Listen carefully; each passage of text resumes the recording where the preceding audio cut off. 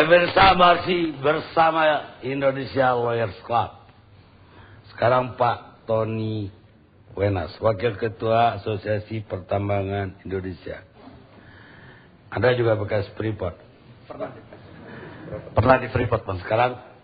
Sekarang Asosiasi Wakil Ketua Asosiasi Pertambangan. Atau ditugaskan Freeport atau Anda? Enggak. Jadi saya akan mencoba memberikan satu perspektif dari industri tambang. Baik. Bukan semata-mata dari Freeport, dan ini juga bukan pendapat pribadi. Iya.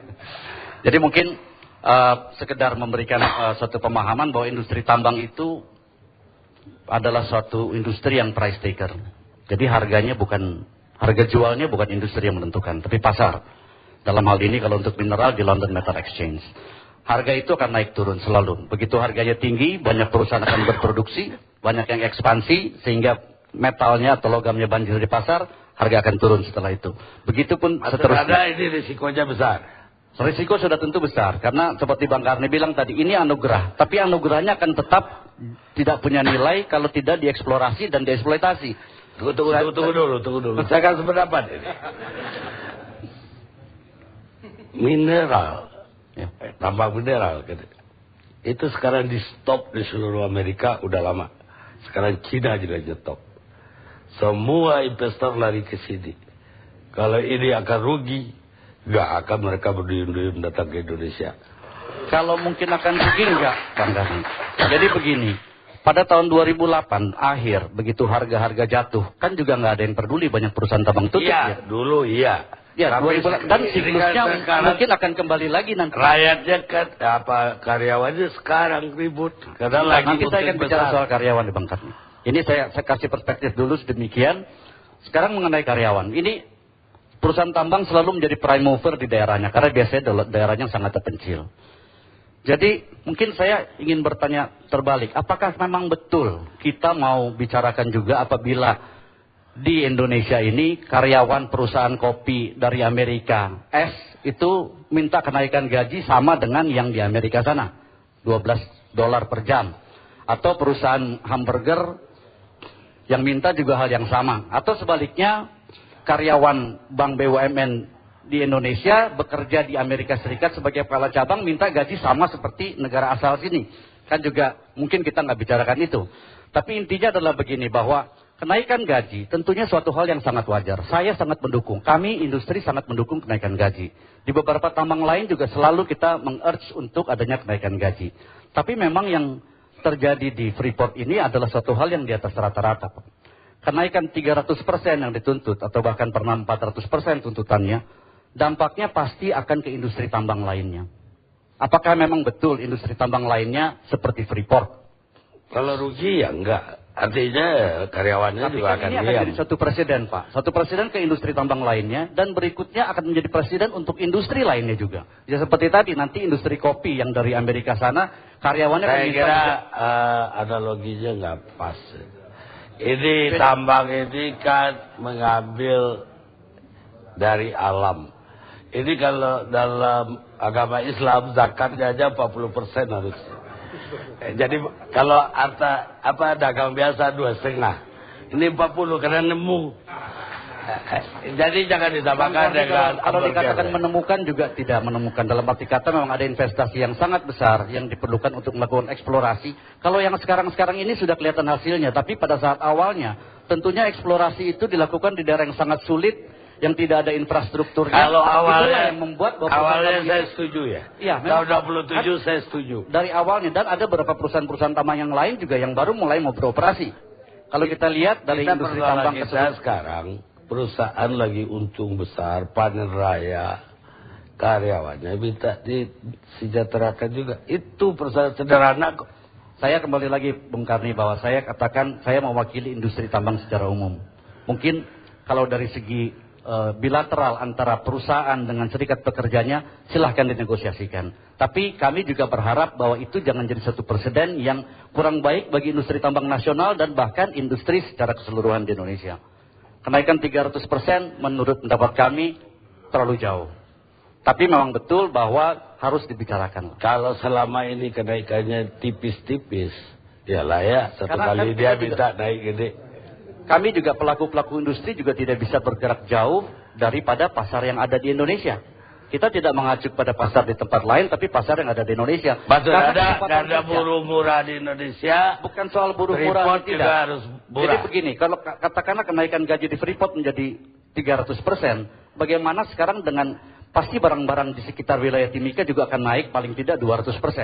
Apakah betul masyarakat setempat yang kebetulan tidak bekerja di Freeport? Itu kita serahkan ke hukum pasar di Timika. Pedagangnya juga betul kompetisi. Mereka bisa diuntungkan, mereka akan semakin termarginalkan. Dan demikian juga akan terus menjadi domino efek kepada keadaan ekonomi secara nasional lainnya. Anda investor juga? Punya KP juga? Saya nggak punya tambang, Pak. Nggak punya tambang? Saya nggak punya tambang. Gua ada lebih dari yang punya Freeport saya. Saya ke Pak Saud. Pak Saud, ada yang mau ditanggapi terhadap kontras tadi Komnas HAM? Assalamualaikum warahmatullahi wabarakatuh. Kami dari kepolisian pertama melihat permasalahan di Papua ini cukup kompleks sekali. Khususnya untuk Papua ini, khususnya untuk Timika. Pertama, memang di sana ada permasalahan-masalah perburuan yang harus diselesaikan supaya situasi kondusif. Kemudian juga adanya penembakan-penembakan liar. Khususnya untuk penembakan-penembakan liar ini, kami telah berupaya juga dengan segala kemampuan dan juga setiap saat kita evaluasi taktik dan teknik kita bagaimana untuk membungkam para penembak liar ini. Memang kondisi di Papua ini cukup sulit medannya. Bagi bapak-bapak sekalian yang belum pernah ke sana barangkali mungkin sulit membayangkan, tapi kami boleh katakan sudah pernah hampir ketembak di sana. Jadi memang sangat sulit, Pak. Jadi kita tidak tahu persis di mana posisi mereka. Pertama, kondisi medannya sedemikian curam dan hutan lebat. Mereka melakukan penembakan dan langsung menghilang. Satu turun ke dalam jurang. Kemudian kami pernah mengendap. Pada saat mereka melakukan penembakan, kami balas. Tapi kecepatan dia untuk berlari di jurang sedemikian kondisinya beratnya, itu luar biasa. Sehingga kami terus terang tidak mampu untuk seperti itu. Nah, ini problem yang kita hadapi di lapangan. Sehingga kita jangan melihat daripada kondisi yang di tempat lain, tapi medan di Timika ini sangat berat. Kemudian juga kita sulit untuk membedakan. Ini mohon maaf kepada teman-teman dari Papua, wajah face-nya hampir sama semua. Itu terus terang saja. Iya, itu hampir sama. Kalau kita yang melihat dari yang jarang melihat di sana, kita kelihatannya hampir sama Pak. Mohon maaf, ini hampir sama. Karena sulit kita untuk membedakan si A si B si C. Kemudian khususnya di Freeport ini, di Timika ini, enggak. Ya. Pak, begini Pak. Orang Indonesia lihat orang Korea itu sama juga semua. Mungkin orang Korea lihat orang Indonesia juga sama gitu. Tapi hati-hati, sebab kalau pernyataan itu akan mengakibatkan orang Papua bilang kami bukan orang Indonesia. Hati-hati Pak. Hati-hati. Dan it's very dangerous. Mohon maaf. Kalau hal seperti itu saya minta maaf.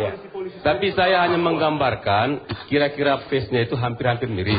Itu kira-kira. Baik, kita akan bicara face Pak. Kemudian saya mau tanyakan, kenapa sudah bertahun-tahun penembakan ini belum ada yang terungkap? Sebagaimana saya katakan tadi, kasus-kasus penembakan di Papua ini, pertama, kita sulit untuk menemukan saksi. Kita sangat minim saksi yang kita peroleh dalam rangka untuk mengungkap kasus tersebut. Yang kedua, para pelaku ini setelah melakukan penembakan dia langsung menghilang. Sehingga kita sulit untuk menemukan siapa pelakunya. Itu problem kita. Jadi saksinya sangat minim, demikian juga barang bukti sangat minim. Paling mungkin kalau ada barang bukti mungkin di sana proyektil yang ada di tubuh korban atau di kendaraan yang kita temukan. Sehingga untuk mencari siapa pelakunya sangat sulit. Tidak mungkin di sweeping di dasar jurang tadi. Karena medannya sangat sulit Pak, itu sangat sulit untuk kita sweeping di dalam jurang-jurang tersebut. Baik. Sulit. Sekarang soal penembakan itu. Ya. Penembakan ketika Kongres, apa yang terjadi? Khusus untuk Kongres Papua yang ketiga, Papua yang ketiga itu, pertama kami informasikan petugas yang khususnya kelompok masyarakat yang melaksanakan Kongres ini tidak mengirimkan surat pemberitahuan kepada polisi untuk melaksanakan kegiatan. Sebagaimana diamanatkan dalam Undang-Undang Nomor 9 tahun 98 itu kan bebas menyampaikan pendapat. Jadi masyarakat menyampaikan informasi kepada petugas, dan petugas nanti mengamankan kegiatan tersebut. Ini tidak dilaksanakan pemberitahuan kepada kepolisian. walaupun tidak ada pemberitahuan pun, petugas Kepolri dalam hal ini melaksanakan pengamanan kegiatan tersebut. Sehingga kegiatan tanggal 17, 18, 19 berjalan dengan lancar, tidak kegiatan apa-apa.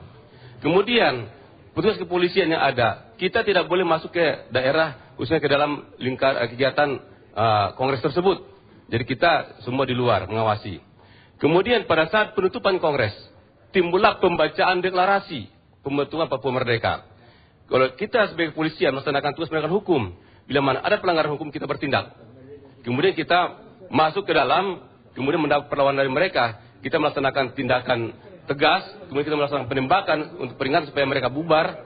Kemudian kita melakukan penangkapan kepada para tokoh-tokoh yang diduga sebagai pelaku dalam rangka untuk persemakar tersebut. Ya tapi kan bisa harusnya persuasif. Artinya dia bacain Presiden si A, Perdana Menteri si B. Kan harusnya setelah selesai baru kita lakukan penangkapan atau apa. Tidak perlu diserbu kan. Yang sadar kan itu langsung diserbu. Jadi begini Pak, terjadi kacau. Polisi melaksanakan tindakan penegakan hukum tersebut karena kita juga tidak boleh masuk pada saat ada pertugas, kita tidak boleh masuk. Kemudian setelah ada pembacaan deklarasi tersebut, kita masuk, kita paksa, kita dobrak untuk masuk. Dan bagaimanapun nanti untuk bisa mencari para pelakunya. Nah, kemudian kita melaksanakan penangkapan, kita tangkaplah sebanyak 360 orang saat itu. Kemudian kita lakukan pemeriksaan, dari 360 itu kita bisa buktikan ada 5 tersangkanya. Kemudian pada tanggal 20, itu kejadian tanggal 19. Tanggal 20 jam 9 sore, jam 9 pagi. Adalah masyarakat melapor bahwa ditemukan 3 mayat di daerah pegunungan yang dikatakan tadi, sekitar 400 meter dari TKP tentang kegiatan kongres tersebut. Kemudian petugas kita datang untuk melaksanakan pengolahan TKP dalam rangka untuk mencari pelakunya. Siapa yang bunuh? Kita belum tahu. Kita masih mencari. Kemudian dalam rangka untuk pengungkapan kasus tersebut, Baris Krim Polri telah mengirim tim khusus untuk penyidikan, tim khusus untuk pelacakan dan juga tim lapor. Kita bisa ternyata menangkap sekian puluh orang setelah selesai. Dan tidak perlu ada penyerbuan represif seperti itu. Karena begini, penemuan mayat itu bukan hari pada tanggal 19 itu tidak. Iya, tapi kan tanggal 20. Ya, tapi kan jadi kita tidak tahu siapa yang melakukan pembunuhan tersebut. Karena kalau misalnya kejadian mayat itu ada di TKP di tempat acara itu, kita bisa lihat. Kapan mayat itu tewas? Menurut visum. Kita belum menerima visum dari dokter. Nanti kita akan informasikan lanjut untuk masalah visum tersebut. Tapi jelas, mayat ditemukan oleh masyarakat tanggal 20 di pegunungan di sekitar 400 meter dari kejadian. Ya, saya ingin meluruskan apa yang disampaikan oleh Pak Polisi ya, terkait dengan status dari kongres itu. Kongres itu sudah dimulai dengan permintaan izin. Dan sudah ada pemberitahuan, bahkan meminta Presiden Republik Indonesia untuk menjadi keynote speak, membuka acara itu. Nah, surat dari kemudian permintaan itu diteruskan ke Menteri Dalam Negeri, kemudian Menteri Dalam Negeri meminta Dirjen Odda untuk datang membuka acara yang sedianya di kampus Uncen. Jadi dari segi prosedur tentang membuat keramaian, itu sudah dipenuhi Pak. Nah masalahnya adalah, kenapa ya setelah deklarasi itu, ya dalam 3 hari itu polisi sudah menjaga di lingkar pertama polisi, di lingkar berikutnya adalah TNI. Dan kenapa ketika setelah ada deklarasi yang menyatakan satu orang menjadi presiden, satu orang menjadi perdana menteri, segera 2 jam setelah ini bubar, baru kemudian datang penyerbuan dengan melakukan penembakan itu. Nah, kenapa harus seperti itu? Karena kan ada penandatangan dari izin kongres itu kan tinggal diminta aja setelah mereka pada pulang. Jadi saya setuju dengan Pak JK tadi yang mengatakan sebetulnya tidak ada separatis itu. Tapi persepsi kita mempersepsikan yang sedang berkongres ini separatis dan akhirnya menyerbu itu yang akhirnya berdampak. Jawabannya apa? Berdasarkan pengecekan di lapangan dari Polda Papua, pertama tidak ada pemberitahuan untuk melaksanakan kegiatan tersebut. Kemudian petugas pun walaupun tidak ada pemberitahuan tetap mengirim untuk melaksanakan pengamanan kegiatan tersebut. Sehingga pada saat hari pertama, hari kedua, hari ketiga, petugas tetap mengamankan, tidak ada permasalahan. Sepanjang kongres tersebut berjalan dengan baik, tidak ada permasalahan. kita amankan kegiatan masyarakat tersebut. Akan tetapi setelah ada perbuatan pidana dalam hal ini, perbuatan makar, membentuk pemerintahan dalam negara, kita melaksanakan tindakan untuk penegakan hukum. Demikian. Mungkin pertanyaan saya tadi yang belum terjawab, kenapa harus diserbu? Jadi kita lihat kondisi di Papua. Pertama, khususnya di kegiatan kongres ini, kita aparat keamanan tidak bisa masuk ke dalam kegiatan kongres. Karena mereka betul diawasi betul dan juga diawasi ketat, sehingga kita tidak bisa masuk. Kemudian untuk menghindari jangan sempat barang bukti hilang dan juga para pelaku hilang, sehingga kita melaksanakan tindakan keras dan tegas saat itu. Saya kira pemicunya gara-gara penyerbuan itu. Tapi yang saya ingin tanyakan soal uang Freeport tadi. Itu yang belum tuntas. Sesungguhnya berapa ini terima Polri? Berbicara masalah uang keamanan di Freeport, pertama kita lihat dasar hukumnya dulu. Jadi Polri melaksanakan tugas sesuai dengan dasar hukum yang ada. Pertama mendasari kepada keputusan Menteri SDM nomor 736 tahun 2007 menyebutkan bahwa Freeport ini sebagai salah satu proyek vital nasional yang akan kita laksanakan pengamanannya. Kemudian juga kalau kita lihat dari Kepres 63 tahun 2004, di mana menyatakan dalam pasal 4 ayat 1, pengelola proyek vital nasional melaksanakan pengamanan internal sesuai dengan prinsip-prinsip pengamanan internal yang ada. Dalam ayat 2 menyatakan bahwa Polri berkewajiban memberikan bantuan pengamanan kepada proyek vital nasional bila mana dibutuhkan. Dan pasal 7 nantinya kita bisa minta bantuan kepada teman-teman dari TNI untuk melaksanakan pengamanan. Tapi kan tidak ada diatur kemudian biaya. Saya lanjutkan lagi. Kemudian dalam rangka untuk menjabarkan ketentuan tersebut, Mabes Polri membuat ada petunjuk teknis sesuai surat Kapolri nomor 736 tanggal 8 Maret tahun 2005 menyebutkan di situ bahwa di dalam ketentuan mengenai dukungan anggaran disebutkan bahwa proyek vital nasional berkewajiban memberikan dukungan anggaran kepada pelaksanaan pengamanan proyek vital nasional yang dilaksanakan oleh Polri dan aparat keamanan lainnya. Itu di dalam petunjuk teknis. Jadi Mabes Polri ini tidak memberikan dana kepada anggota kita untuk melaksanakan pengamanan di proyek vital nasional. Kemudian dalam penjabarannya Kapolda Papua beserta Presiden Direktur dari PT Freeport membuat suatu MOU di mana dalam pasal 6 masalah dukungan. Karena kondisi yang sulit, terpencil, makanya PT Freeport memberikan bantuan secara sukarela kepada anggota di lapangan dalam rangka baik transportasi, akomodasi maupun tunjangan serta administrasi lainnya. Dengan dasar itulah sehingga menurut kami bantuan diberikan oleh PT Freeport kepada anggota sebanyak 1.250.000 per bulan itu sah dan tidak ada permasalahan. Apalagi kalau kita lihat katanya $12 juta. Kalau masalah $12 juta kami belum bisa menanggapi karena tim kami sekarang sedang bekerja di Papua untuk mengecek dari Itwasum, dari pengawas internal kita, Itwasum, dari Propam, dari BPKP, termasuk juga dari divisi hukum kita turun ke Papua untuk mengecek apakah benar $12 juta atau bagaimana yang sebenarnya, sehingga kita tidak berandai-andai. Karena bagaimanapun kita harus perjelas. Berapa prajurit dapat dari situ? 1.250.000 per orang. Per bulan? Per bulan.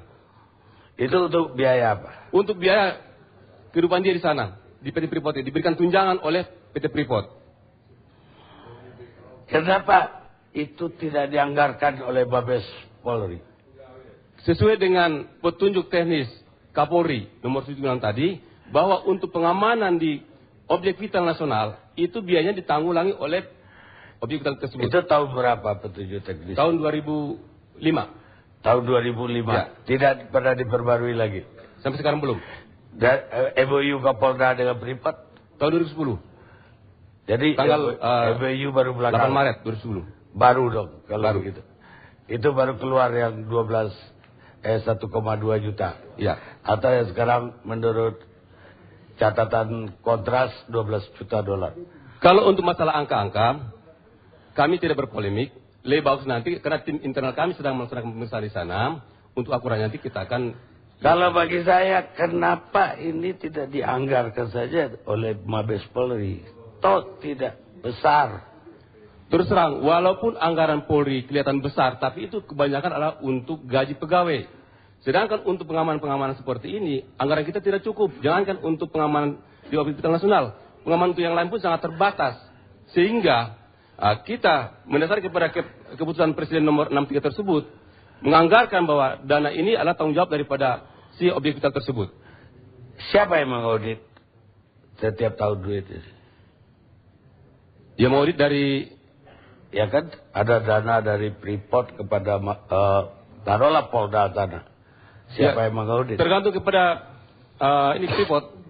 Kemudian kami di dalam kunjungan tim BPKB dia akan mengaudit kegiatan kita. Artinya yang dikhawatirkan oleh masyarakat sekarang dengan ada dana pihak swasta begitu akan menyebabkan bias ketika terjadi konflik antara Freeport dan karyawan.